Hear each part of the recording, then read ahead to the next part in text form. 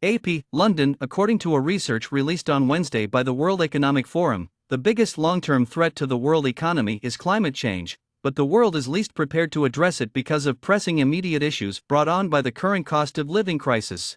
In advance of the group's annual meeting of business and political elites next week in the Swiss Alpine resort of Davos, the group's Global Risks Report delivers a gloomy prognosis.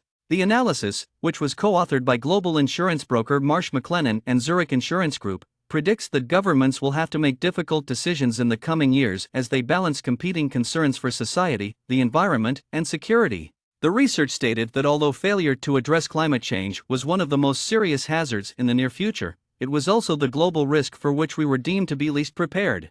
The top 4 long-term challenges: failure to slow down or adapt to climate change, natural disasters and extreme weather, biodiversity loss, and ecosystem collapse, according to respondents, are all climate-related. Risk management leader at Marsh Carolina Clint stated that we need to be better at balancing the short-term outlook of risk with the long-term outlook of risk, and that decisions now that could sound paradoxical because they might be a little bit pricey upfront, but it's just necessary. One such, according to Clint, is the significant expenditure required to hasten the switch from fossil fuels to sustainable energy. A cost-of-living crisis brought on by the COVID-19 epidemic and Russia's conflict in Ukraine, which has driven up food and energy costs and tightened household budgets globally, tops the list of difficulties for the next 2 years. The challenge facing governments and central banks is whether to spend money to protect people from inflation's worst effects, which might increase the already high levels of public debt, or to rein it in by raising interest rates, which runs the risk of causing a recession. Deglobalization, according to the report, is becoming more popular.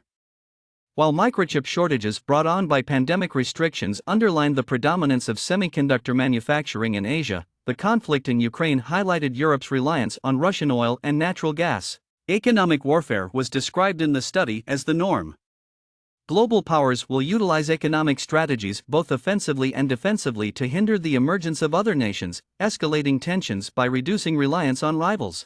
According to the study, political influencers' use of social media echo chambers to distribute false information and undermine elections is a major role. Due to the increased connectivity of public services including transportation, financial, and water systems, which makes them susceptible to online disruptions and attacks, cybercrime and cyber insecurity are another rising issue.